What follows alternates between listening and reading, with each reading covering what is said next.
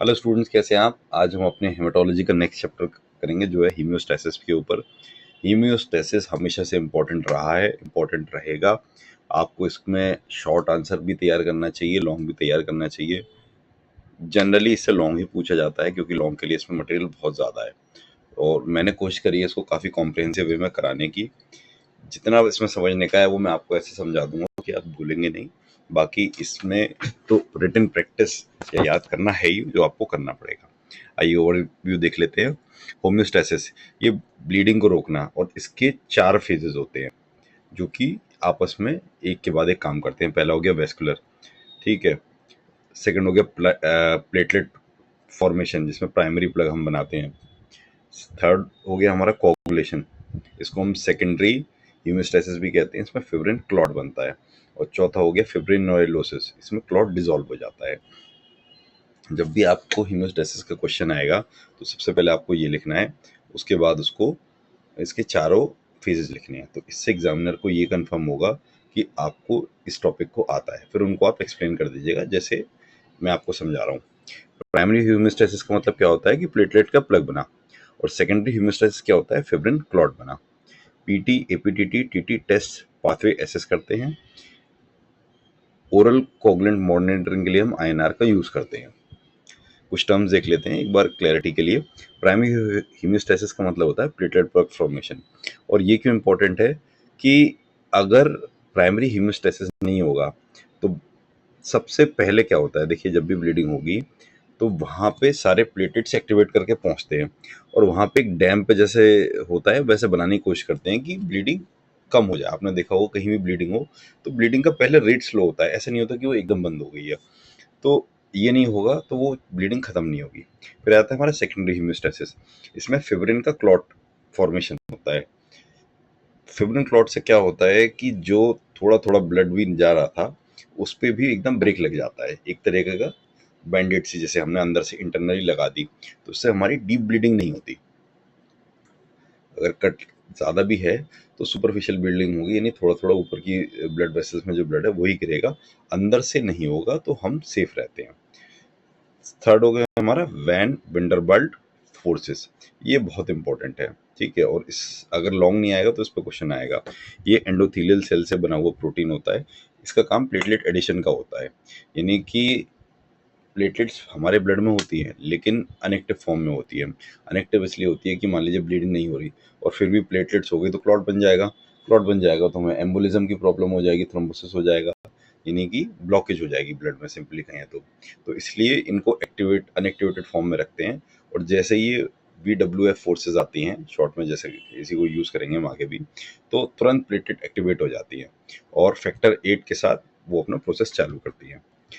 INR standard prothrombin time होता है ratio, और इसको हम मॉनिटर कर लेते हैं तो हमारी वॉरफेरिन थेरेपी मॉनिटर निकल आता है। फिर आ गया हमारा वेस्कुलर फेज। वेस्कुलर फेज को हम समझते हैं एंडोथीलियम की जो है सिंगल लेयर होती है, और ये नॉन रिएक्टिव सरफेस होता है जो WF फोर्सेज निकालता है, PGI निकालता है, हेपरिन सल्फेट निकालता है।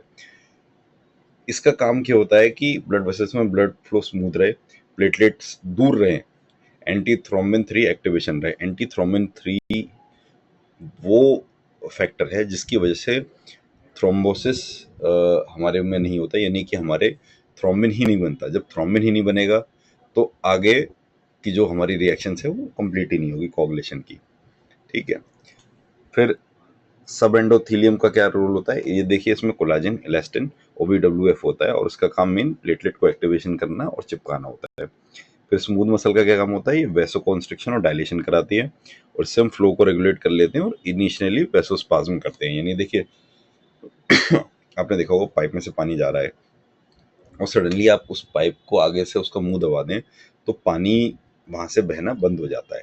हालांकि वो थोड़ी देर तक ही हो पाता है, तो स्मूथ मसल का यही काम होता है कि बीच बीच में से वो फ्लो रेगुलेट उसका कर देती है जिससे कि कम से कम ब्लीडिंग हो। अच्छा, प्लेटलेट फेज क्या होता है, देखिए प्लेटलेट फेज में 6 की फंक्शन होते हैं: adhesion, aggregation, release reaction, procoagulant surface, clot retraction, wound healing. Platelet के फेजेस, अब ये जो टॉपिक है वो बहुत ज़्यादा डिटेल है, यानी इसी पे ही कई एजुकेटर्स ने 1-1 घंटे की वीडियो बना रखी है कि प्लेटलेट्स कैसे काम करते हैं, लेकिन हम बेसिक उसका समझ लेते हैं क्योंकि हम डीएमएलटी कर रहे हैं, हम एमबीबीएस नहीं कर रहे हैं, तो इतने से ही काम चल जाएगा। ठीक है, 9 फैक्टर जब प्लेटलेट्स पे लगेगा और बीडब्ल्यूएफ फैक्टर लगेंगे और कोलेजन लगेगा, तो प्लेटलेट्स का एडिशन चालू हो जाएगा, यानी वो आपस में चिपकना चालू हो जाएंगी। फिर जैसे ही ये 2B और 3A फैक्टर आ जाएगा और फिब्रिनोजन उसके बाद मिल जाएगा, कैल्शियम इसको एक्टिवेट करता है, तो हमारा एग्रीगेशन यानी इकट्ठा भीड़ लग जाएगी उनकी प्लेटलेट्स की।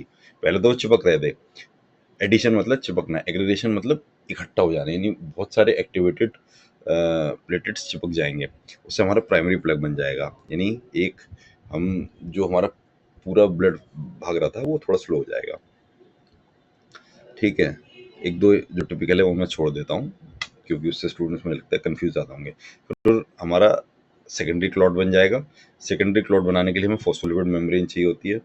फिर अब आप देखिए क्लॉट तो बन गया, पहले तो हमने बिल्कुल ही फ्लो रोक दिया था। इसको मैं थोड़ा आसान वे में समझाता हूँ कि एक हमारी ब्लड वेसल से हमें ब्लड तो फ्लो करना है, हम ये नहीं कर सकते कि उसमें उसको बांध के छोड़ दिया, तो पहले तो हम उसमें पूरा ब्लॉकेज कर देते हैं। ब्लॉकेज कैसे बनता है कि प्राइमरी प्लग बना, प्राइमरी प्लग के बाद क्लॉट फॉर्मेशन हुआ। क्लॉट फॉर्मेशन जो होता है वो एक तरह की बाउंड्री वॉल की तरह काम करती है, यानी कि जहाँ से हमारी दीवार टूटी थी वहाँ पे हमने एक दीवार और खड़ी कर दी। ठीक है, अब दीवार खड़ी कर दी तो हमें अपना ब्लड फ्लो भी तो मेंटेन रखना है, तो उसके बाद आ जाता है हमारा क्लॉट रिटेक्शन, यानी कि जितनी भी चीज़ें ऐसी हैं जो पूरी ब्लॉकेज कर रही है वो मलबा सारा हम ब्लड में से हटा देते हैं, तो हमारी ब्लड वेसल से ब्लड जाना दोबारा चालू हो जाता है। इसी को हम क्लॉट रिट्रैक्शन या हमारी थर्ड स्टेज कहते हैं। उसके बाद हाँ, कॉमन प्राइमरी हीमोस्टेसिस के डिफेक्ट देख लेते हैं। ये वो डिफेक्ट हैं, देखिए आपने देखा होगा कि हीमोस्टेसिस में कितने सारे स्टेप्स लग रहे हैं, कितना कॉम्प्लिकेटेड ये प्रोसेस है। तो इसमें किसी भी फॉर्म, किसी भी टाइप पे एक कोई चीज़ मिसिंग हो जाए तो पूरी साइकिल गड़बड़ा जाती है। मान लीजिए एबनॉर्मल कोलेजन हो गया तो इसमें हमें एलआरएस, टेनलॉस, मार्फा, सेनिलर पर्पुरा डिजीज मिल जाएंगी। अब हमारा फैक्टर 9 मिसिंग है तो बेनार्ड सोलियर सिंड्रोम हो जाएगा। वीडब्ल्यूएफ फैक्टर मिसिंग है तो वॉन विलिब्रेंट डिजीज हो जाएगा। अगर हमारा 2B3A फैक्टर मिसिंग है तो हमें ग्लैंसमैन थ्रोम्बोस्टीनिया हो जाएगा। अगर फिब्रोजेनी नहीं है तो फिब्रोजेनिया हो जाएगा। मान लीजिए हमारे अल्फा और बीटा ग्रैनुअल्स में डिफेक्ट्स है तो ग्रे प्लेटलेट सिंड्रोम होगा या बीटा स्टोरेज डिसऑर्डर कहेंगे हम उसको। फिर हम रिसेप्टर डिफेक्ट्स देख लेते हैं। रिसेप्टर डिफेक्ट्स ड्रग इंड्यूस्ड होते हैं। फॉस्फोलिपिड रिलीज डिफेक्ट कैसे होंगे, वो स्कॉट सिंड्रोम हम बोलते हैं उसको। और aspirin like enzyme defects aspirin defect बोलते हैं। देखिए मैं आपको सिंपली बताता हूँ, जो भी एस्पिरिन होती है वो हमारी ब्लड थिनिंग का काम करती है, तो उसकी वजह से हमारे ब्लड की जो क्लॉटिंग एबिलिटी होती है वो बहुत ज़्यादा रिड्यूस हो जाती है। इसलिए आपने देखा होगा कि जो लोग भी एस्पिरिन खाते हैं वो, उनकी अगर सर्जरी होनी है तो सर्जरी होने से 2 महीने पहले जो उनके डॉक्टर होते हैं वो उनको मना कर देते हैं कि अभी आप एस्पिरिन मत लीजिए। ये है इसका। फिर आगे हमारा कोगुलेशन फेज। कोगुलेशन फेज के फैक्टर्स और पाथवे देखिए। कोगुलेशन फेज का पाथवे एक बहुत डिफिकल्ट क्वेश्चन है और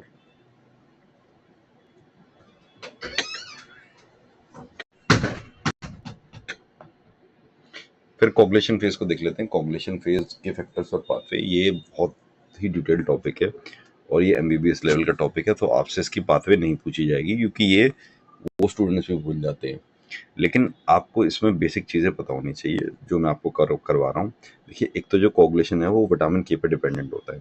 विटामिन के 4 टाइप होते हैं जो यूज़ होंगे, हमारा 2, 7, 9 और 10। ठीक है, कुछ कोफैक्टर्स हैं जो यूज़ होते हैं वो 5, 8, उसके हिसाब से कैल्शियम उसमें यूज़ होता है।